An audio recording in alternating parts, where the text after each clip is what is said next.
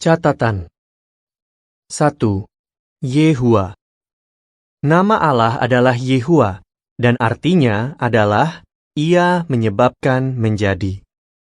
Yehua adalah Allah yang Maha Kuasa. Dialah yang menciptakan segala sesuatu. Dia sanggup melakukan apapun yang Dia inginkan. Dalam bahasa Ibrani, nama Allah terdiri dari 4 huruf. Dalam bahasa Indonesia, 4 huruf ini adalah YHWH. Di Perjanjian Lama yang ditulis dalam bahasa Ibrani, nama Allah muncul hampir 7.000 kali. Di seluruh dunia, orang-orang mengucapkan nama Yehua dengan cara yang berbeda-beda, sesuai dengan pengucapan yang umum dalam bahasa mereka. Bab 1, paragraf 15, catatan kaki. 2. Alkitab berasal dari Allah. Alkitab memang ditulis oleh manusia, tapi itu berasal dari Allah. Ini sama seperti seorang direktur yang menyuruh sekretarisnya untuk menulis sebuah surat yang berisi pikirannya. Allah menggunakan kuasa kudusnya untuk membimbing para penulis Alkitab agar mereka menuliskan pikirannya. Allah membimbing mereka dengan berbagai cara. Kadang, para penulis mendapat penglihatan atau mimpi, lalu mereka menuliskannya. Bab 2, paragraf 5. 3. Prinsip. Prinsip adalah ajaran dalam Alkitab yang menjelaskan suatu kenyataan dalam kehidupan. Sebagai contoh, ada prinsip di 1 Korintus 15 ayat 33, pergaulan buruk merusak kebiasaan yang baik. Prinsip ini mengajarkan bahwa teman bergaul kita bisa memengaruhi kita menjadi orang yang baik atau yang buruk. Prinsip lain adalah apa yang ditabur orang, itu jugalah yang dituainya. Prinsip di Galatia 6 ayat 7 ini mengajarkan bahwa tindakan kita pasti ada akibatnya. Bab 2, paragraf 12. 4. Nubuat. Nubuat adalah pesan dari Allah yang bisa berupa penjelasan tentang tujuan Allah, suatu pelajaran, perintah, atau berita penghukuman.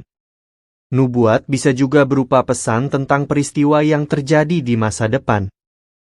Ada banyak nubuat di Alkitab yang sudah menjadi kenyataan. Bab 2, paragraf 13.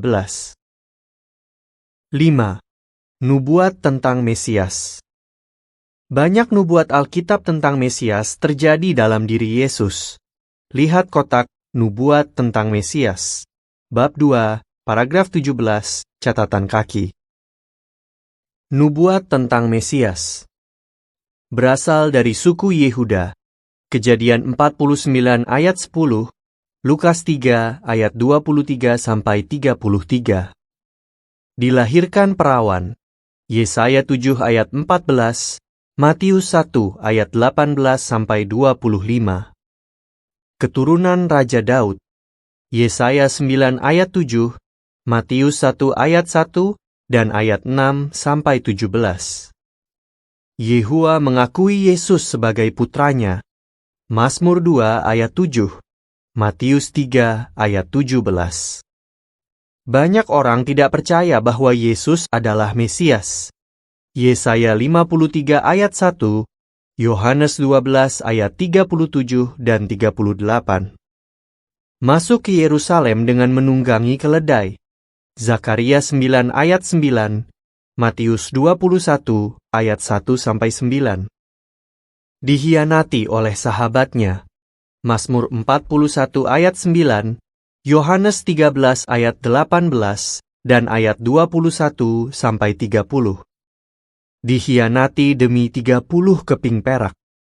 Zakaria 11 ayat 12, Matius 26 ayat 14-16. Tetap diam ketika dituduh. Yesaya 53 ayat 7, Matius 27 ayat 11-14. Bajunya diundi. Mazmur 22 ayat 18, Matius 27 ayat 35. Diejek di tiang siksaan.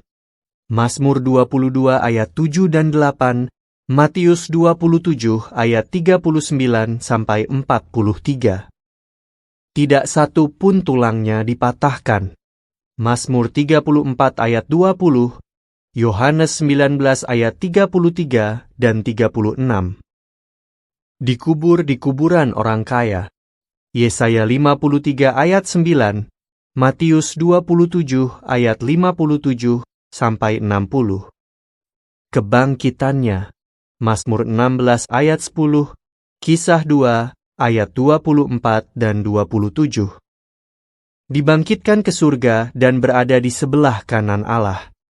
Mazmur 110 ayat 1, Kisah 7 ayat 55 dan 56. 6. Tujuan Yehua menciptakan bumi. Yehua menciptakan bumi untuk menjadi firdaus bagi manusia yang menyayangi Dia. Tujuannya belum berubah. Sebentar lagi, Allah akan menghilangkan kejahatan dan memberikan kehidupan abadi kepada umat-Nya. Bab 3, paragraf 1. 7. Setan si iblis. Setan adalah malaikat yang memulai pemberontakan melawan Allah. Dia disebut setan yang berarti penentang karena dia melawan Yehua. Dia juga disebut iblis yang berarti pemfitnah karena dia mengatakan yang tidak benar tentang Allah dan menipu orang-orang. Bab 3, paragraf 4. 8. Malaikat. Lama sebelum Yehua menciptakan bumi, Dia sudah menciptakan malaikat. Mereka diciptakan untuk tinggal di surga. Jumlah mereka lebih dari 100 juta. Setiap malaikat punya nama, sifat yang berbeda, dan kebebasan memilih. Malaikat yang setia itu rendah hati dan tidak mau disembah oleh manusia. Mereka punya kedudukan dan tugas yang berbeda-beda. Ada yang mendapat tugas untuk melayani di sekitar tahta Yehua, menyampaikan berita dari Yehua, melindungi dan membimbing umat Yehua di bumi, melaksanakan keputusan atau hukuman dari Yehua, dan membantu pemberitaan kabar baik. Di masa depan, mereka akan berperang bersama Yesus pada Perang Armagedon. Bab 3, paragraf 5, bab 10, paragraf 1. 9. Dosa. Dosa adalah perasaan, pikiran, atau tindakan apapun yang bertentangan dengan keinginan Yehua. Dosa merusak hubungan kita dengan Allah. Dia tidak ingin agar itu terjadi. Maka, Dia memberi kita hukum dan prinsip supaya kita tidak melakukan dosa dengan sengaja. Pada awalnya, segala sesuatu yang Yehua ciptakan itu sempurna. Tapi, ketika Adam dan Hawa tidak menaati Yehua, mereka menjadi berdosa dan tidak sempurna. Akibatnya, mereka menjadi tua dan mati. Kita mewarisi dosa dari Adam. Itulah sebabnya kita juga menjadi tua dan mati. Bab 3, paragraf 7, bab 5, paragraf 3. 10. Armagedon. Ini adalah perang Allah untuk melenyapkan dunia setan dan semua kejahatan. Bab 3, paragraf 13, bab 8, paragraf 18. 11. Kerajaan Allah. Kerajaan Allah adalah pemerintahan yang Yehua buat di surga. Rajanya adalah Yesus Kristus. Di masa depan, Yehua akan menggunakan kerajaan ini untuk menghilangkan semua kejahatan. Kerajaan Allah akan memerintah atas seluruh bumi. Bab 3, paragraf 14. 12. Yesus Kristus. Yesus adalah ciptaan Allah yang pertama. Yehua mengutus Yesus ke bumi untuk mati bagi semua manusia.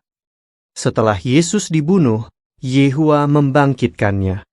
Sekarang, Yesus memerintah di surga sebagai Raja Kerajaan Allah. Bab 4, paragraf 2. 13. Nubuat tentang 70 minggu. Alkitab menubuatkan kapan persisnya Mesias akan muncul, yaitu di akhir suatu jangka waktu yang disebut 69 minggu. Jangka waktu itu dimulai pada tahun 455 sebelum Masehi dan berakhir pada tahun 29 Masehi. Dari mana kita tahu bahwa jangka waktu 69 minggu itu berakhir pada tahun 29 Masehi? Jangka waktu itu dimulai pada tahun 455 sebelum Masehi, yaitu ketika Nehemia tiba di Yerusalem dan mulai membangun kembali kota itu. Kalau kita mendengar kata lusin, kita pasti membayangkan angka 12. Begitu juga, kalau kita mendengar kata minggu, kita pasti membayangkan angka 7. Tapi, kata minggu dalam nubuat ini tidak berarti 7 hari, melainkan 7 tahun. Mengapa? Karena ini sesuai dengan aturan yang sering digunakan untuk menghitung waktu dalam nubuat Alkitab, yaitu 1 hari untuk 1 tahun. Yehezkiel 4 ayat 6. Ini berarti 1 minggu dalam nubuat itu lamanya 7 tahun, bukan 7 hari. Jadi, 69 minggu sama dengan 483 tahun, 69 kali 7. Kalau kita menghitung maju 483 tahun dari tahun 455 sebelum Masehi, tidak ada tahun 0, hasilnya adalah tahun 29 Masehi. Pada tahun itulah Yesus dibaptis dan menjadi Mesias. Nubuat itu juga mencatat bahwa setelah jangka waktu 69 minggu, ada jangka waktu 1 minggu lagi. Itu berarti ada tambahan 7 tahun lagi. Dalam jangka waktu itu, Mesias akan dibunuh pada tahun 33 Masehi. Dan sejak tahun 36 Masehi, kabar baik kerajaan Allah diberitakan ke semua bangsa, bukan hanya kepada orang Yahudi. Bab 4, paragraf 7. 14. Ajaran Tritunggal tidak sesuai dengan Alkitab. Alkitab mengajarkan bahwa Allah Yehua adalah pencipta, dan Yesus adalah ciptaan pertamanya. Yesus bukanlah Allah yang Maha Kuasa. Dia tidak pernah mengatakan bahwa dirinya sama dengan Allah. Malah, dia berkata, "Bapa lebih besar daripada aku." Yohanes 14 ayat 28. Tapi, beberapa agama mengajarkan Tritunggal, yaitu Bapa, Putra, dan Roh Kudus adalah Allah, dan mereka adalah satu pribadi. Namun, kata Tritunggal tidak ada dalam Alkitab. Ajaran ini tidak sesuai dengan Alkitab. Roh Kudus adalah kuasa yang Allah gunakan untuk mencapai tujuannya. Maka, cocoklah jika ini disebut kuasa kudus. Ini bukanlah suatu pribadi. Contohnya, orang Kristen pada abad pertama dipenuhi kuasa kudus. Dan Yehua berkata, "Aku akan mencurahkan sebagian kuasa kudusku ke atas berbagai macam orang." Kisah 2 ayat 1-4 dan ayat 17. Bab 4 paragraf 12, bab 15 paragraf 17. 15. Salib. Orang Kristen yang benar tidak menggunakan salib dalam ibadah. Mengapa? Pertama, salib sudah lama digunakan oleh agama-agama yang tidak benar. Pada zaman dulu, salib digunakan untuk menyembah alam dan dalam ritual seks. Selama 300 tahun setelah kematian Yesus, orang Kristen tidak menggunakan salib dalam ibadah mereka. Belakangan, Kaisar Romawi Konstantin menjadikan salib sebagai lambang kekristenan. Lambang ini digunakan supaya kekristenan semakin terkenal. Tapi, salib tidak ada hubungannya sama sekali dengan Yesus Kristus. New Catholic Encyclopedia menjelaskan, salib digunakan dalam kebudayaan yang bukan Kristen dan sebelum zaman kekristenan. Kedua, Yesus tidak mati di kayu salib. Kata Yunani yang diterjemahkan menjadi salib berarti sebuah tiang lurus, sebuah balok kayu, atau sebatang pohon. The Companion Bible menjelaskan, Perjanjian Baru dalam bahasa Yunani bahkan tidak pernah menyiratkan tentang 2 balok kayu. Yesus mati pada sebuah tiang lurus. Ketiga, Yehua tidak ingin agar kita menggunakan patung, gambar, atau berhala saat beribadah kepadanya. Bab 5, paragraf 12. 16. Acara peringatan. Yesus memerintahkan para pengikutnya untuk memperingati kematiannya. Mereka melakukan ini setiap tahun pada tanggal 14 Nisan, yaitu tanggal yang sama ketika orang Israel merayakan Paskah. Di kalender kita, tanggal ini biasanya jatuh pada bulan Maret atau April. Roti dan anggur yang menggambarkan tubuh dan darah Yesus diedarkan kepada setiap orang pada acara peringatan. Mereka yang akan memerintah bersama Yesus di surga akan memakan roti dan meminum anggur itu. Sedangkan mereka yang punya harapan untuk hidup selamanya di bumi akan mengikuti acara peringatan dengan sopan, tapi tidak akan memakan roti atau meminum anggur. Bab 5, paragraf 21. 17. Jiwa. Terjemahan yang umum untuk kata Ibrani nefes dan kata Yunani psike. Setelah diselidiki bagaimana kata-kata itu digunakan di Alkitab, jelaslah bahwa yang dimaksud adalah 1. Orang, 2. Binatang, atau 3. Nyawa atau kehidupan seseorang atau binatang. Penggunaan kata jiwa oleh banyak agama sebenarnya berbeda dengan penggunaannya di Alkitab. Alkitab menunjukkan bahwa nefes dan psike, jika digunakan untuk manusia atau binatang, mengartikan sesuatu yang ada wujudnya, bisa dilihat, bisa disentuh, dan bisa mati. Dalam terjemahan Alkitab, kata Ibrani dan kata Yunani itu kebanyakan diterjemahkan sesuai dengan arti yang dimaksud ayatnya, seperti nyawa, kehidupan, makhluk, orang, diriku, atau diterjemahkan menjadi kata ganti orang, misalnya, jiwaku menjadi aku. Sewaktu kata jiwa digunakan di ayat atau di catatan kaki, yang dimaksud adalah salah satu dari arti yang disebutkan di atas. Melakukan sesuatu dengan sepenuh jiwa berarti melakukannya dengan segenap diri, sepenuh hati, atau dengan seluruh kehidupan seseorang. Di ayat-ayat tertentu, kata Ibrani dan kata Yunani itu bisa berarti keinginan atau nafsu yang dimiliki makhluk hidup, dan bisa juga mengartikan orang mati atau mayat.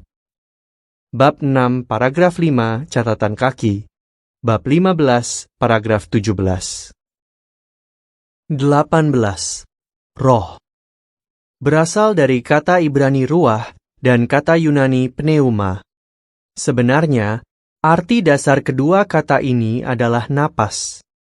Kedua kata ini memiliki beberapa arti, dan semuanya mengartikan sesuatu yang tidak bisa dilihat manusia dan menunjukkan adanya kekuatan yang bergerak. Kedua kata ini dipakai untuk mengartikan 1. Angin, 2. Daya kehidupan dalam makhluk hidup di bumi, 3. Dorongan dari hati seseorang atau semangat yang membuatnya mengatakan atau melakukan sesuatu. 4. Kata-kata yang diilhamkan atau berasal dari sumber yang tidak kelihatan. 5. Makhluk roh. Dan 6. Kuasa kudus Allah. Bab 6 paragraf 5, catatan kaki. Bab 15 paragraf 17. 19. Gehenna. Dalam beberapa terjemahan Alkitab, kata Yunani Gehenna diterjemahkan menjadi neraka.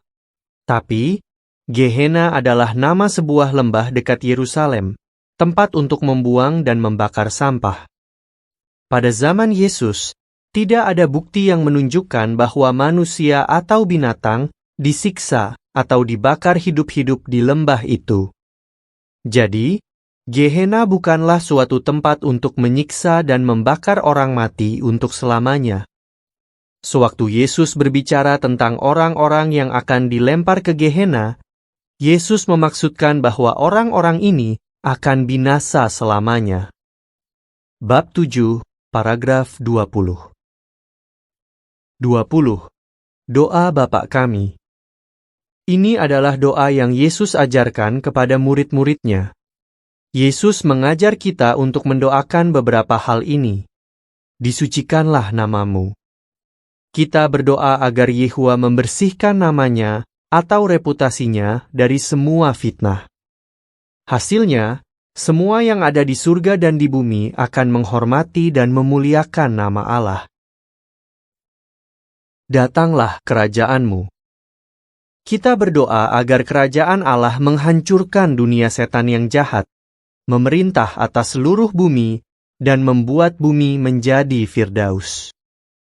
Jadilah kehendakmu di bumi. Kita berdoa agar kehendak Allah atau tujuan Allah bagi bumi terjadi, yaitu agar manusia sempurna yang taat bisa hidup selamanya di Firdaus, seperti yang Yehova inginkan ketika manusia diciptakan. Bab 8, paragraf 2. 21. Tebusan. Yehova menyediakan tebusan untuk menyelamatkan manusia dari dosa dan kematian. Tebusan adalah harga yang harus dibayar untuk membeli kembali kehidupan manusia sempurna yang Adam hilangkan, dan untuk memulihkan hubungan yang rusak antara manusia dan Yehova. Allah mengutus Yesus ke bumi untuk mati bagi semua orang yang berdosa. Karena kematian Yesus, semua manusia punya kesempatan untuk hidup selamanya dan menjadi sempurna. Bab 8, paragraf 21, bab 9, paragraf 13. 22. Mengapa tahun 1914 sangat penting? Nubuat di Daniel pasal 4 mengajar kita bahwa Allah akan mendirikan kerajaannya pada tahun 1914. Nubuat. Yehova memberi Raja Nebukadnezar sebuah mimpi berisi nubuat tentang sebatang pohon besar yang ditebang. Dalam mimpi itu, tunggul pohonnya diikat dengan besi dan tembaga supaya pertumbuhannya terhenti selama 7 masa. Lalu, pohon itu akan bertumbuh lagi. Arti nubuat itu bagi kita. Pohon itu menggambarkan pemerintahan Allah. Selama ratusan tahun, Yehova menggunakan raja-raja di Yerusalem untuk memerintah bangsa Israel. Tapi, raja-raja itu tidak setia, dan pemerintahan mereka berakhir. Yerusalem dihancurkan pada tahun 607 sebelum Masehi. Itu adalah titik awal dari 7 masa. Yesus pernah berkata, Yerusalem akan diinjak-injak oleh bangsa-bangsa, sampai waktu yang ditetapkan bagi bangsa-bangsa berakhir. Pada saat itu, dia sedang berbicara tentang 7 masa. Lukas 21, ayat 24. Jadi, 7 masa belum berakhir saat Yesus ada di bumi. Yehova berjanji bahwa dia akan melantik seorang raja di akhir 7 masa itu. Pemerintahan raja yang baru ini, yaitu Yesus, akan menghasilkan banyak berkat bagi umat Allah di seluruh bumi untuk selamanya. Lama 7 masa. 7 masa itu berlangsung selama 2520 tahun. Dari mana kita mendapat angka itu? Alkitab berkata bahwa 3,5 masa lamanya 1260 hari. Jadi, 7 masa adalah 2 kalinya, yaitu 2520 hari. Aturan yang sering digunakan untuk menghitung waktu dalam nubuat Alkitab adalah 1 hari untuk 1 tahun. Yehezkiel 4 ayat 6. Maka, 2520 hari berarti 2520 tahun. Kalau kita menghitung maju 2520 tahun dari tahun 607 sebelum Masehi, tidak ada tahun 0, hasilnya adalah tahun 1914.